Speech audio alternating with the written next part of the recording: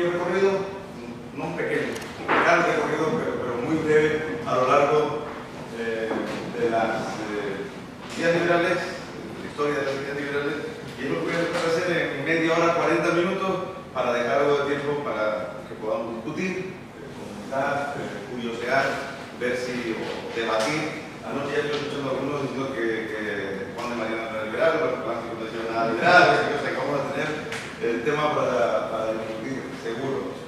¿Cuál es la idea? La idea es presentarles diferentes escuelas, diferentes personajes que han estado hablando sobre la libertad.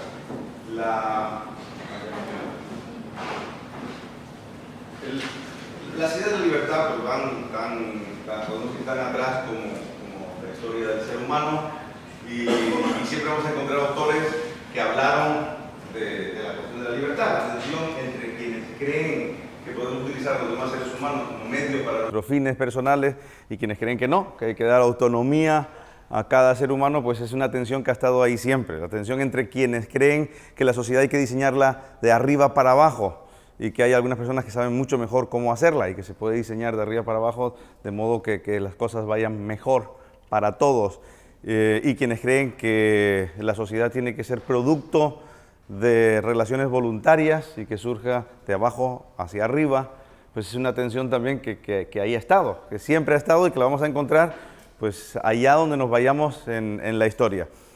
Yo, sin embargo, voy a tratar de centrarme en aquellas corrientes y aquellas personas en las que hubo pues un grupo de intelectuales que trataron de reflexionar acerca de esto y que pues llegaron a una serie de conclusiones en común y que dejaron ahí algo para que otros lo discutieran, lo mejoraran, lo criticaran y hasta cierto punto vamos a ver también eso, en quienes influyeron, en cuáles pudieron ser los efectos de estas ideas. Así que la historia de la libertad, la historia de las ideas de la libertad, la historia de aquellas escuelas y corrientes que pensaron que mediante un apretón de manos se consigue muchísimo más que mediante una orden. Este va a ser básicamente el recorrido que vamos a hacer.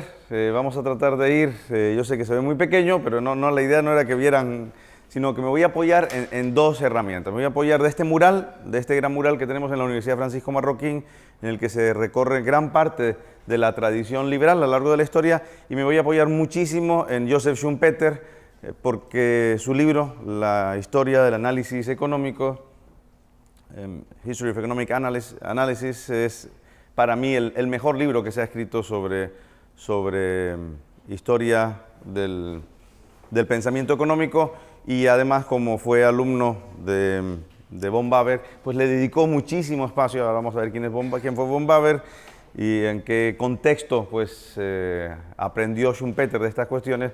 Pues habló muchísimo de estas ideas, de las ideas de la libertad y de quienes iban en contra de la libertad, de dónde surgieron las ideas de libre mercado, por ejemplo. Y bueno, lo curioso es que alguien como Joseph Schumpeter, que ya digo, en mi opinión, es el gran maestro de los historiadores del pensamiento económico y que vivió en Estados Unidos, vivió en Austria, resulta que él llegó a la conclusión de que realmente la primera escuela de pensamiento liberal de la historia fue la escuela de Salamanca. Esto es Schumpeter el primero que lo plantea. Dice, mira, después de recorrer todas las escuelas, después de analizar la Ilustración escocesa, después de analizar la escuela francesa, llegó a la conclusión de que realmente la primera escuela de pensamiento de libre mercado en la historia es un grupo de intelectuales, de religiosos, católicos principalmente, que trabajan sobre todo en la Universidad de Salamanca. Realmente no solo en la Universidad de Salamanca, él habla de la Universidad de Salamanca y una serie de autores hablan, pero fue en toda una serie de universidades, principalmente en España, no solo en España, también en Francia, también en Italia. Pero es curioso que en el siglo XVI y XVII, en España, algo en Italia y en Francia, pues surge toda una serie de intelectuales que se empiezan a hacer una serie de preguntas que es muy posible que se las hicieran debido a lo que era España en ese momento y debido a las cuestiones morales que surgen en ese momento. Es muy posible que también tenga que ver con el rol del comerciante español en ese momento, que iba a confesarse con ellos y le decía, creo que he cometido un pecado, he hecho esto, y ellos tenían que decirle si aquello era un pecado o no era un pecado. Y para poder decirles si era un pecado o no, se dan cuenta que tienen que ir y entender bien qué es lo que han hecho. Entonces surgen toda una serie de cuestiones morales que estos señores tienen que entender bien para poder pues, aconsejar e incluso pues, para poder entenderlas, ¿no? Simplemente. Bueno, estamos en el siglo XVI, XVII. ¿Y quiénes son estos autores? Bueno, son toda una serie de autores que principalmente, bueno, los primeros, la primera generación, da clases en Salamanca, en Alcalá de Henares, en Valladolid, en diferentes universidades, mientras reina Carlos V, y luego sobre todo la mayor parte de ellos con Felipe II, durante el reinado de Felipe II. Esto tiene cierta importancia, la vamos a ver, por los fenómenos políticos y lo que está ocurriendo en el momento. ¿De dónde surge esta primera escuela de pensamiento liberal según Schumpeter? Según Schumpeter, esta primera escuela de pensamiento liberal.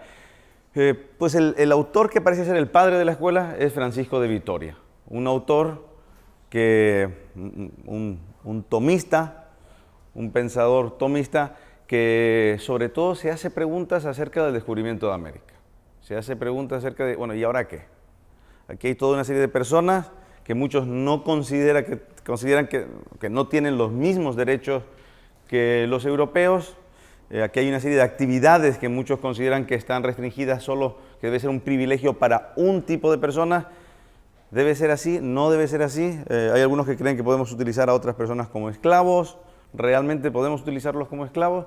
Entonces es Francisco de Vitoria el primero que empieza a utilizar, a basarse en el tomismo para llegar a unas primeras conclusiones, y es el padre del comercio internacional. Es posiblemente quien da paso a toda la discusión sobre los derechos o las libertades de los habitantes de las Américas previo a la llegada de los españoles, es decir, de los indígenas en América. Bueno, Francisco de Vitoria es el padre de esta escuela, pero resulta que surgen un montón de pensadores que pues su importancia ha sido tan grande que hoy siguen siendo referentes para muchos intelectuales. Estoy hablando de, por ejemplo, Diego de Covarrubias y Lleida, que es uno de los principales autores de la escuela y que se mete en cuestiones monetarias. Ya sé que, no sé, por algún motivo a los liberales siempre les interesan mucho las cuestiones monetarias, a los austríacos aún más. Pues este hombre se metió en cuestiones monetarias. Hay un dato curioso. Se considera que Diego de Covarrubias es algo así como el padre de las teorías cuantitativas.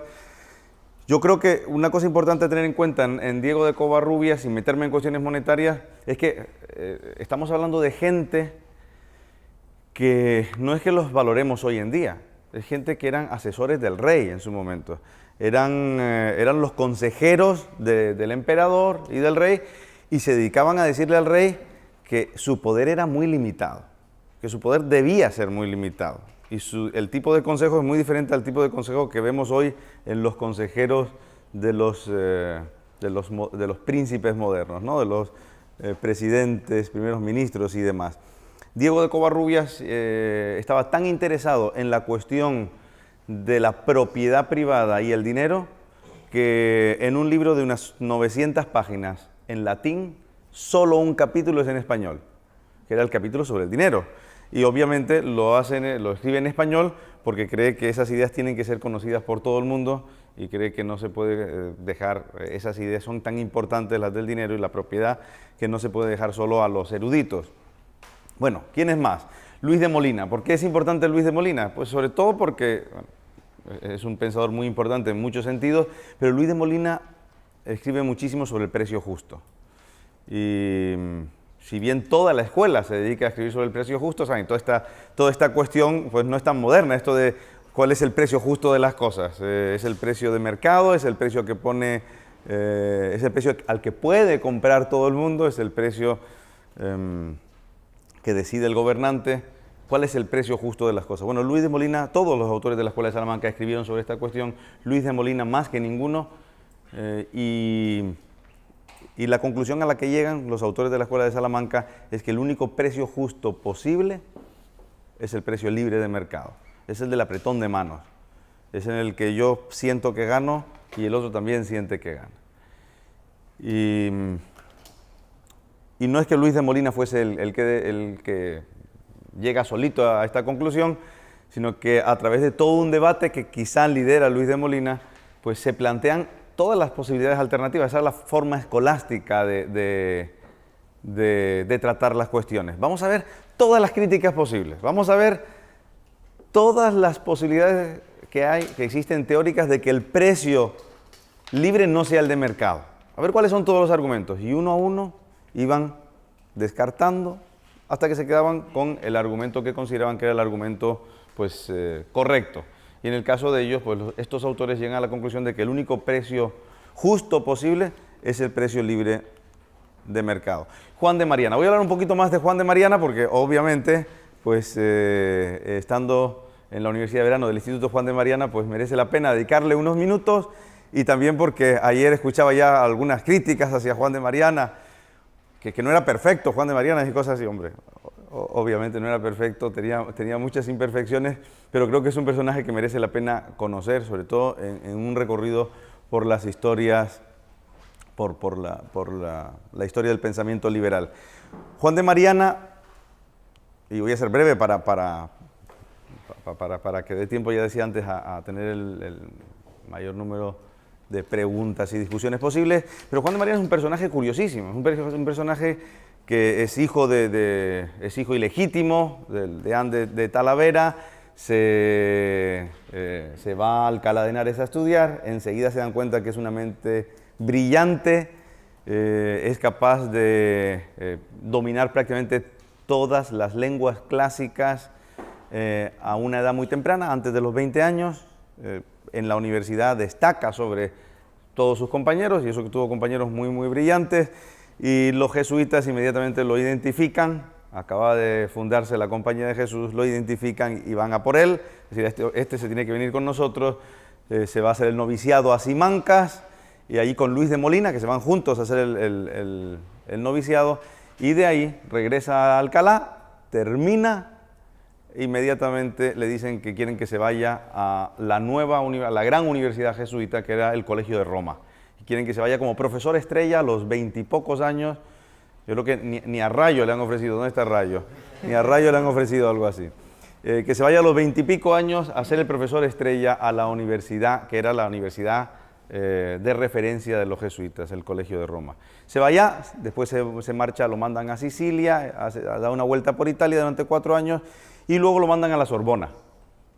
Y en la Sorbona, Juan de Mariana enseguida es visto como uno de los profesores de referencia. Dicen que las clases magistrales de Juan de Mariana eran tan buenas que si no llegabas una hora antes era imposible encontrar sitio en el aula magna, y que los estudiantes incluso iban con escaleras y se colgaban a las ventanas para escuchar las clases de Juan de Mariana.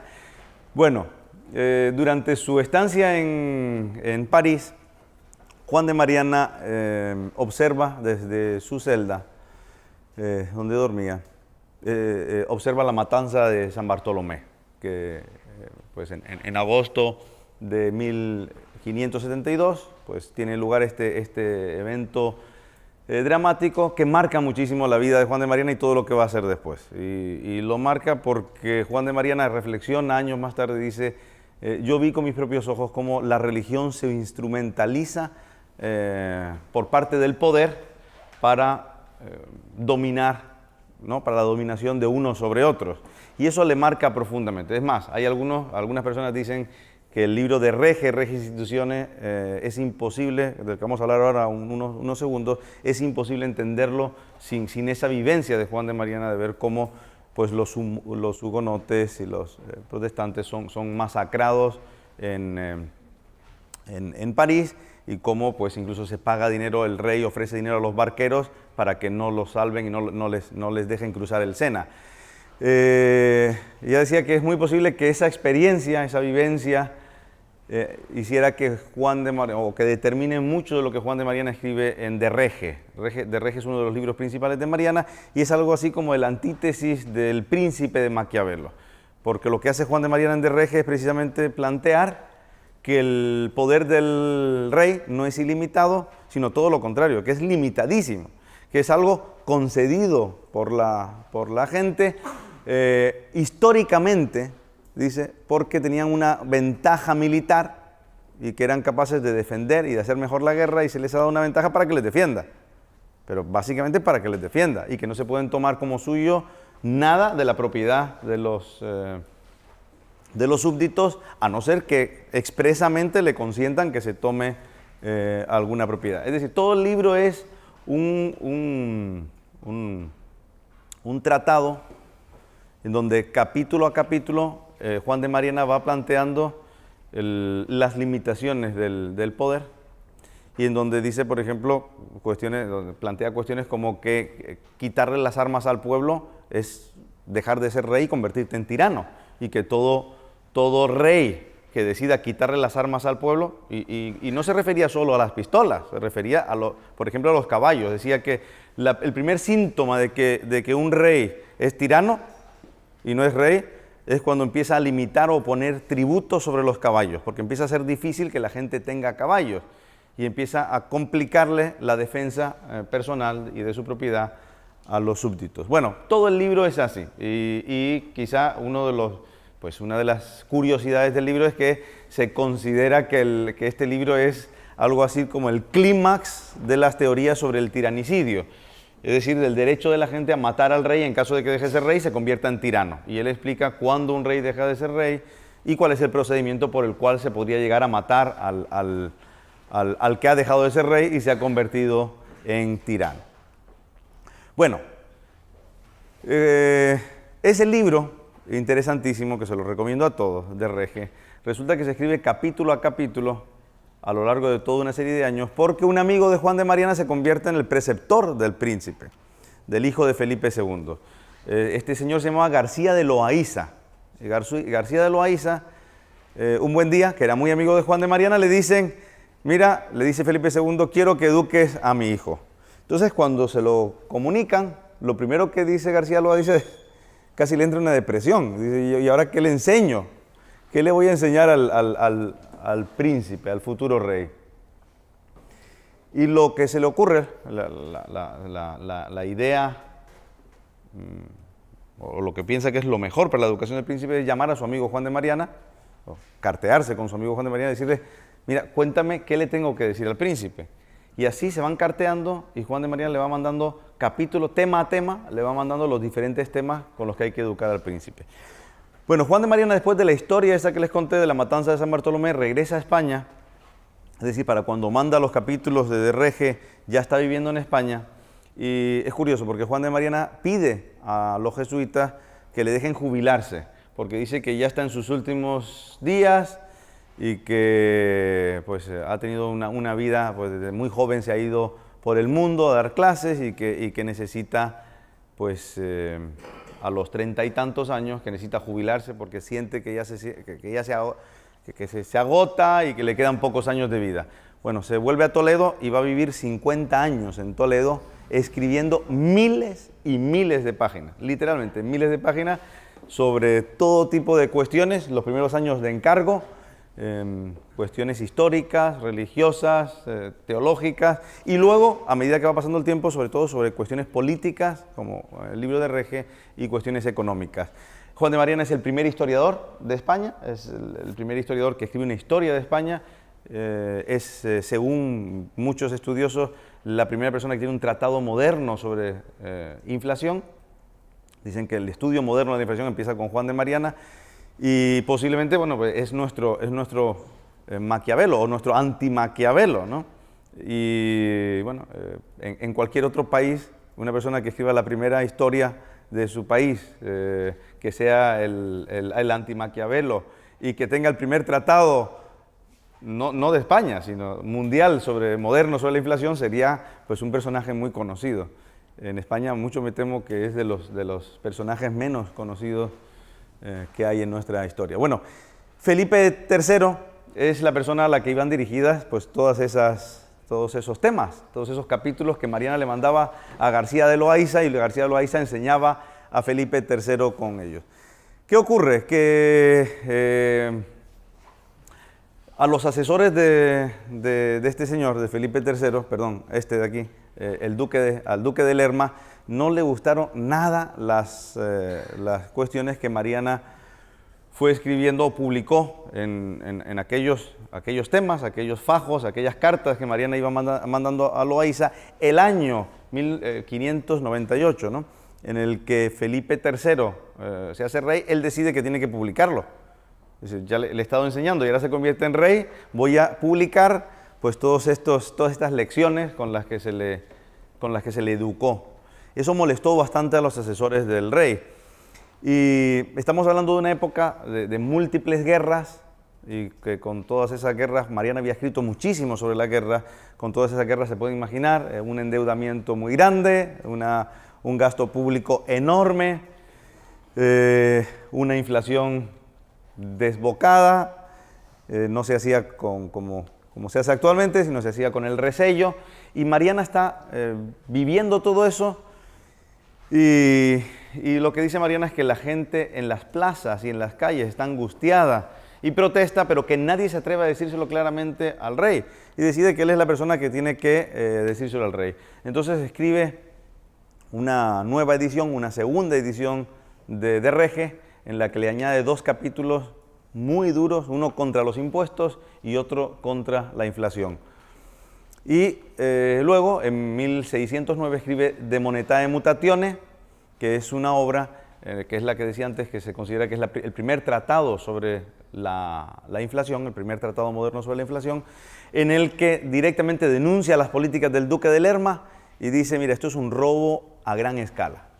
Esto que ustedes dicen que es una política y que es una prerrogativa y demás, esto es un robo masivo, un robo a gran escala que además distorsiona el comercio, que además provoca alteraciones en lo que es la actividad comercial, en la propiedad privada, etcétera, etcétera, que es muy dañino, ¿no?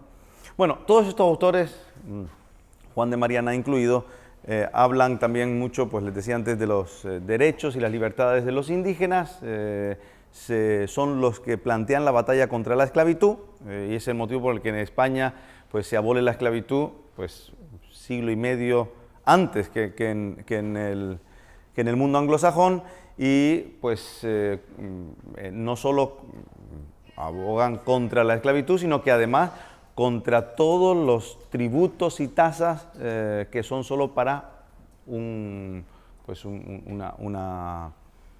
etnia o un tipo de... una etnia, una clase o una parte de la ciudadanía, ¿no? Y el tema comercial. Son autores que poco a poco van entendiendo el comercio cada vez mejor y son unos grandes defensores del libre comercio. Aquí hay una cita de Mariana que dice, abolido el cambio mutuo de productos, la sociedad sería imposible y viviríamos todos inquietos, congojosos, sin que nosotros nos fiásemos de nuestros hijos, ni nuestros hijos de sus padres. ¿Por qué, pues, ha sido constituida la sociedad, sino porque no bastándose uno a sí mismo para procurarse los elementos necesarios de la vida, pudiéramos suplir la escasez con el recíproco cambio de lo que cada cual tuviese y le sobrase? Bueno, esa es una cita que resume un poco la importancia que le dan al comercio, al libre comercio y a las ventajas de ese intercambio. ¿Qué ocurre con estas ideas de la Escuela de Salamanca? Bueno, la Escuela de Salamanca o la escolástica tardía española no solo habla de estas cuestiones de la inflación, de los impuestos, sino que se mete en prácticamente todas las cuestiones políticas, económicas, que ya veíamos antes, el tema, se meten con el tema del precio justo, se meten con lo que hoy llamaríamos la globalización, la discusión sobre la globalización, y bueno, y dejan innumerables páginas escritas de la forma que les contaba antes. ¿Qué dicen los críticos? ¿Cuáles son los problemas que le vemos a esos planteamientos y cuál sería un planteamiento coherente con la cosmovisión que nosotros tenemos? Esas ideas van a viajar por el mundo de una forma muy curiosa. Creo que la persona que más ha estudiado esto es León Gómez Rivas, que de vez en cuando escribe en la página del Juan de Mariana, y es interesantísimo ver, ir siguiendo estas ideas a lo largo de la historia. No digo que el resto de las escuelas lo hayan tomado todos de la Escuela de Salamanca, pero sí es cierto que la escuela parece que tuvo mucha más influencia de la que en principio se le suele suponer. Aquí vemos un recorrido, vamos a ver cuál es el pointer, aquí está el pointer, vemos un recorrido a lo largo de la historia. Esta es una línea de tiempo y aquí están muchos de los autores que van a venir a continuación, después de la Escuela de Salamanca. Les comento así muy rápidamente que para entender el paso del mundo católico, digamos, al mundo protestante de estas ideas es fundamental este señor de aquí, que es Leonardo Lesio, que recoge las ideas de la Escuela de Salamanca, las resume, las lleva a los Países Bajos y escribe un libro de resumen, un resumen de 800 páginas, que es publicado, tiene 75 ediciones.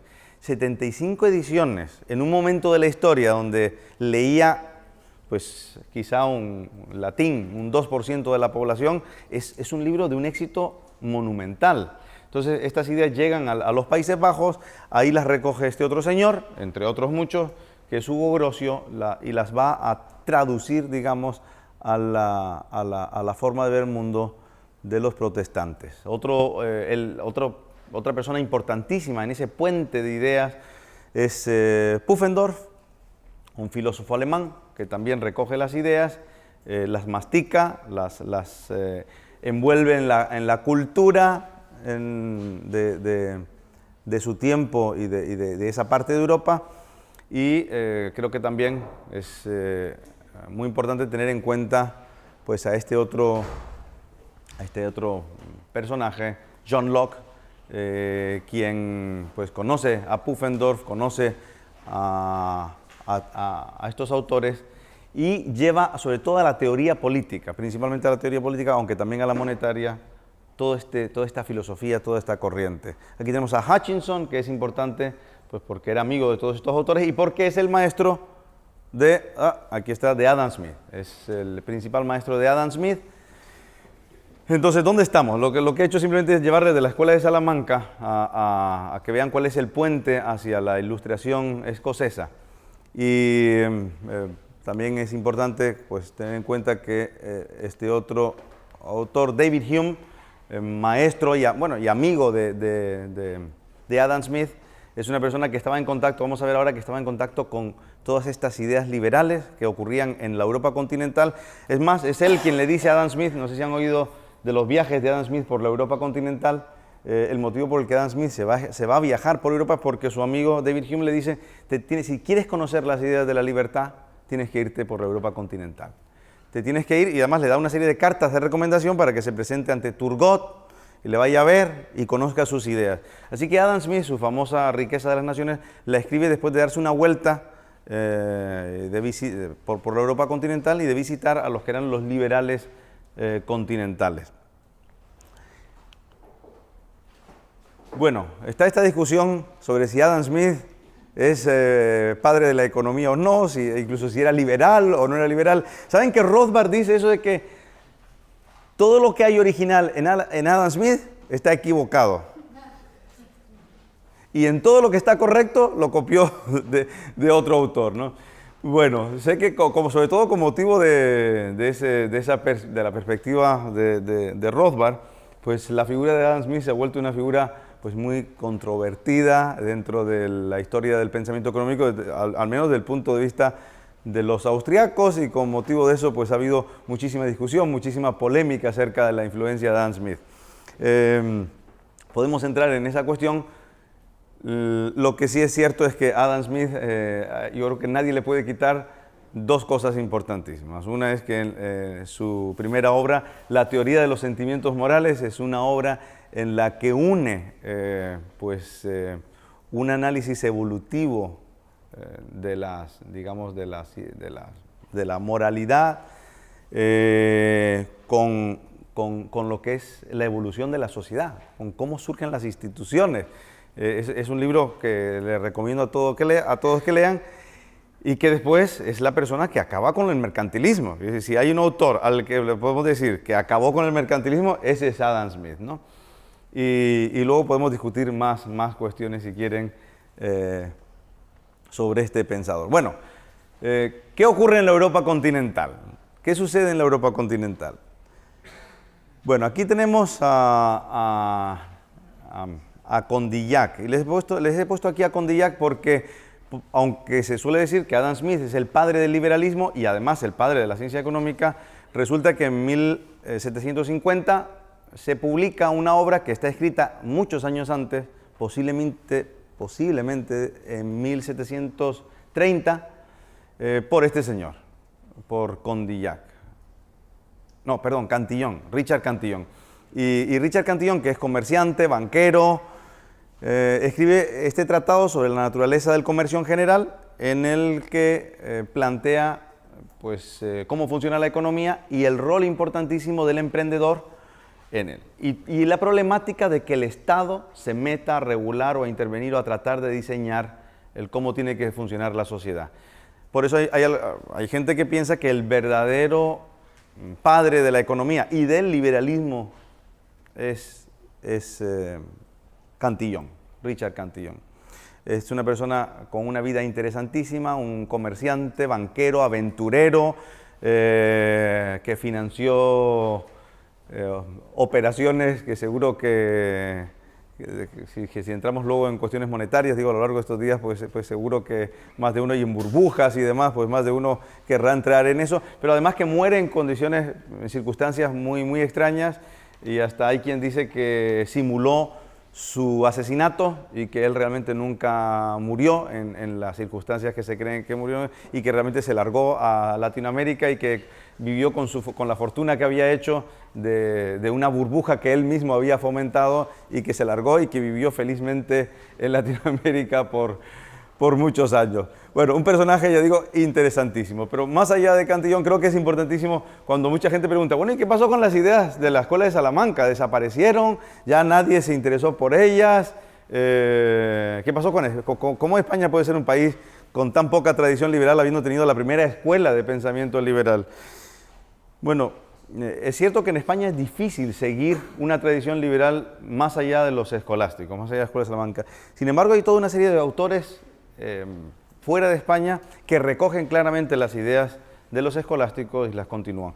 Uno de ellos es Turgot. Turgot fue ministro, dice Rothbard y dicen algunos autores que posiblemente el ministro más liberal de la historia, que el ministro que más ha hecho por liberalizar y que más medidas liberalizadoras puso en marcha.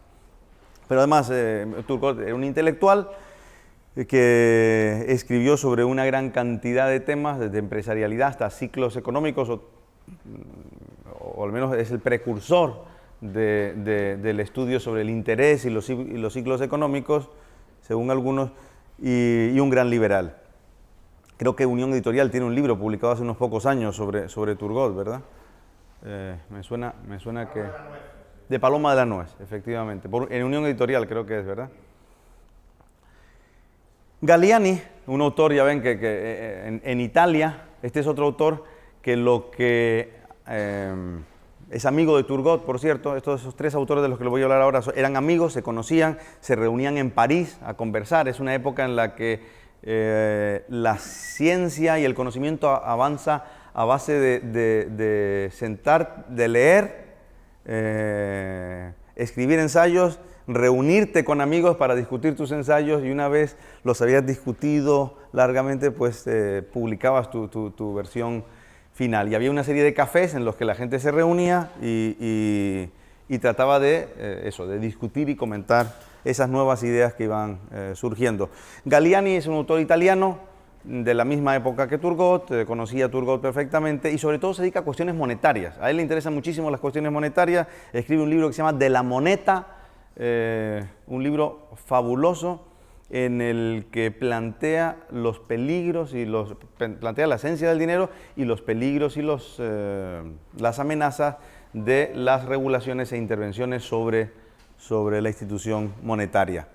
Y este otro autor, también interesantísimo, de la misma época, que el mismo año que Adam Smith, escribe otro tratado, que es del gobierno y los comerciantes considerados vis a vis, o algo así. Es un libro, para mí, de todos estos libros de los que estamos hablando, primeros grandes libros, el más interesante de todos, porque él hace algo que años más tarde se va a hacer, que es plantear cómo funciona la economía cuando la dejas por sí y cuando dejas a la gente llegar a acuerdos por sí mismos. ¿Y qué pasa cuando la alternativa es que el gobierno dirija todo? Y lo que hace es enfrentar esas dos visiones. Un libro, ya digo, muy, muy bueno. Etienne, el abad de Condillac, que además vivió en Italia, vivió en Francia, y conoció a estos otros autores y discutió muchísimo con ellos estas ideas. Es más, ese libro de Condillac se publica, se logra publicar, a pesar de que es un libro que se enfrenta directamente, frontalmente con el poder político y con todo tipo de intervención, se consigue publicar en Francia gracias a que su amigo Turgot era ministro en ese momento. Y si no llega a ser por eso, ese libro posiblemente nunca se hubiese publicado. Y es Turgot el que consigue levantar todas las barreras y todas las prohibiciones para que se publique. De esa tradición francesa, pues gracias a estos autores y a otros menos importantes que surgen en Francia, que recogen, por cierto, no dije, pero estos autores, todos ellos estudiaron teología, todos ellos leyeron a la Escuela de Salamanca, todos ellos conocían todas esas discusiones, estaban familiarizados. ¿Cuánto tiempo me queda? Entonces, todos habían leído a la Escuela de Salamanca, todos conocían muy, muy bien esas ideas. Y de ahí que en Francia hay toda una escuela o toda una corriente de pensamiento liberal que hasta cierto punto pues llega a su clímax, dicen muchos, con Jean-Baptiste Say, que se convierte en el referente de una tradición francesa que explica el surgimiento de toda una serie de autores que se hacen llamar los economistas y que se consideran todos liberales y que son hoy en día todavía pues el referente de los liberales, hasta tal punto que mucha gente lleva sus fotos en sus camisetas y sus frases, ¿no? Este es Bastiat, que es uno de los autores franceses que surge de esta tradición, discípulo de Say. Saben que lo que se ve y lo que no se ve es uno de los grandes ensayos. Bastiat se dedicaba siempre, Bastiat decía que una de las formas de ver si las acciones del gobierno eran legítimas o no eran legítimas era simplemente pensar en que esa misma cosa la hacía un ciudadano privado y que si eso era legítimo en un ciudadano privado, pues debía ser legítimo también el gobierno, si no, no.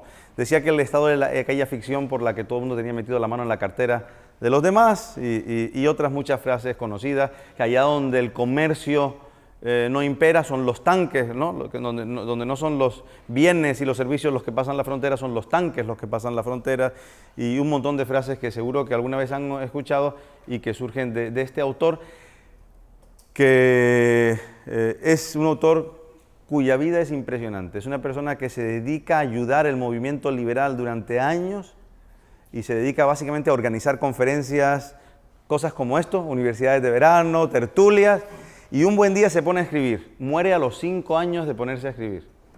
Y en esos 5 años escribe, ¿qué serían? 3.000 páginas, una cantidad enorme. Son 12 volúmenes, sus obras completas. Desafortunadamente, pues muere muy, muy joven y pudo haber escrito muchísimo más, pero es enormemente productivo. Este otro autor, que no quiero dejar de hablar de él,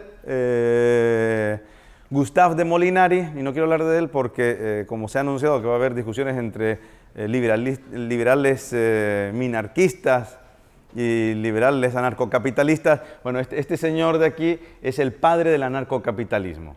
En 1846 primero, 49 y 50 escribe 3 obras en las que plantea que no hay ninguna razón para pensar que el Estado deba existir o tenga que existir y que realmente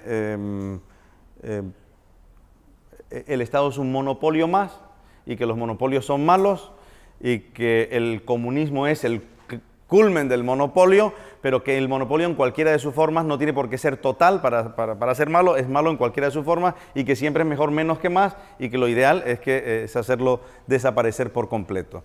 Tiene un artículo también sobre la producción de la seguridad y dice que la seguridad se puede hacer perfectamente privada y que no hay ningún servicio que no se pueda hacer de forma privada por parte de los ciudadanos y los ciudadanos realmente lo valoran y quieren. Bueno, no les voy a a contar mucho sobre Alemania, pero que sepan que realmente esto ocurre, tradiciones liberales que van tomando estas ideas, las van desarrollando, la vamos a ver en prácticamente todos los países de Europa. Y en Alemania tenemos una que comienza Hufeland, que continúan Roscher y Rau y Nies y otros muchísimos, Obendorfer y muchísimos autores.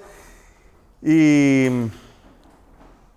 termino con las corrientes actuales del liberalismo. Bueno, esos franceses, esos autores franceses y esos otros alemanes que simplemente he comentado por encima, son los que dan lugar a lo que hoy conocemos como la escuela austriaca. Karl Menger aprende de estos autores, sobre todo la mayor parte de las referencias en sus principios de economía son a los autores franceses y alemanes. Say es el autor que más cita y también cita mucho a Adam Smith, pero realmente Adam Smith pues, le cita con mucha crítica, cita el mismo número de veces a Adam Smith que a Say, y a Say en cambio pues, son muy laudatorios sus comentarios. Y bueno, Karl Menger junto a otros 3 autores es conocido como el padre de la economía moderna, de la economía marginalista, de la revolución marginalista. Con la diferencia que Karl Menger hace una aproximación mucho más realista, si queremos, mucho más centrada en la acción de los seres humanos y mucho menos mecanicista que los otros. Karl Menger va a ser el maestro de von Baber, que luego va a ser ministro de Finanzas. Y alumno de von Baber, entre otros muchos alumnos famosos, tenemos a Ludwig von Mises, que escribe La acción humana, Liberalismo, Nación, Estado y Economía, y otras muchas obras de las que seguramente han oído hablar. Ludwig von Mises, en mi opinión, es el gran economista liberal del siglo pasado, y realmente cuando uno va leyendo su obra ve que ha recogido toda esta tradición, todo este pozo de ideas, de conocimiento, y ha ido uniendo y enlazando las ideas políticas, culturales, institucionales y sobre todo económicas de los autores anteriores. Su discípulo principal es Hayek, que lleva las ideas de la escuela austríaca y de Mises a campos, a algunos de los campos que ya trataba Mises, pero trata de incorporarle ideas nuevas como cuestiones evolutivas, como cuestiones de la información, del conocimiento, de cómo surge el conocimiento, qué importancia tiene el conocimiento precisamente para la evolución social. Y mencionarles en 1 o 2 minutos dos o tres escuelas más importantes que hay que considerar en el siglo XX, que defienden también la libertad y que recogen esta tradición, quizá más la de Escocia que la continental. Ahora la austriaca, a la que me estaba refiriendo, recoge mucho más ese pozo de conocimiento y de tradición continental. En cambio, la escuela de Chicago, por ejemplo, recoge mucho más la tradición escocesa. Y ahí tenemos a Frank Knight, que es fundador de la escuela de Chicago y que... ¿Por qué digo? Bueno, esa tradición es una tradición quizá algo menos centrada en la acción de los seres humanos, centrada más en modelos, centrada más en relaciones un poco más mecánicas, muy interesante de todas formas en mi opinión. Y Frank Knight da lugar a toda una serie de autores que seguramente ustedes conocen. A ver, estaba buscando por aquí a Milton Friedman. Quizá el más conocido de ellos es Milton Friedman. Creo que la escuela de Chicago, si por algo se ha destacado, más allá de teoría monetaria, donde creo que podríamos tener pues, muchas discusiones sobre si realmente su aportación ha sido, pues, hasta qué punto ha sido de valor, creo que en el campo de la desregulación, la escuela de Chicago ha sido una escuela que ha iluminado el cómo dar marcha atrás a muchísimas de las regulaciones que los gobiernos habían impuesto y que dificultaban el crecimiento económico y la libre empresa. Otra escuela que también hay que mencionar es la escuela de la Public Choice, que son básicamente los padres son